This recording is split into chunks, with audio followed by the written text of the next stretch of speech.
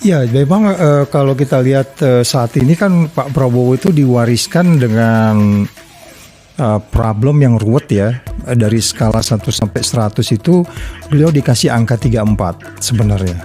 34. Ya, tapi begitu kemarin Januari ada hal yang sangat menggembirakan karena 9 lembaga yang menilai kenapa kita dapat 34 itu kan datang dari variabel yang sebenarnya kompleks dan itu tidak linear sebenarnya. Oh ya.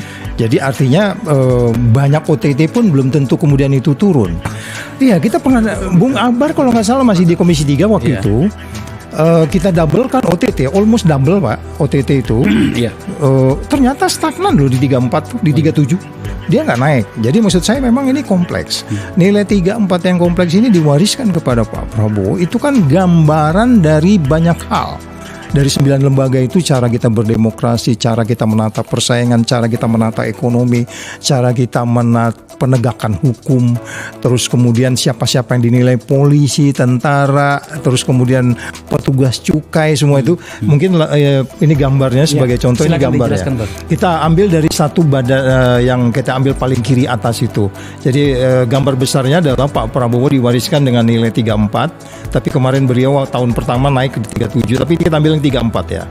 Ya, ini kan angka-angka ini kan adalah rata-rata dari 9 lembaga ini. Nah, di bagian kiri itu adalah Prabowo diwariskan seperti itu. Di bagian kanan tuh Pak Prabowo pingin berapa tuh di ujung itu.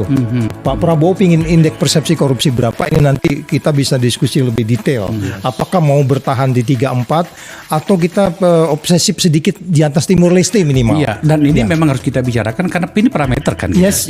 Dan ini sangat terukur semuanya. Dan itu bukan karena kita nggak suka sama pemerintahan sekarang atau dan seterusnya atau carut marut di pemerintahan yang lalu gitu.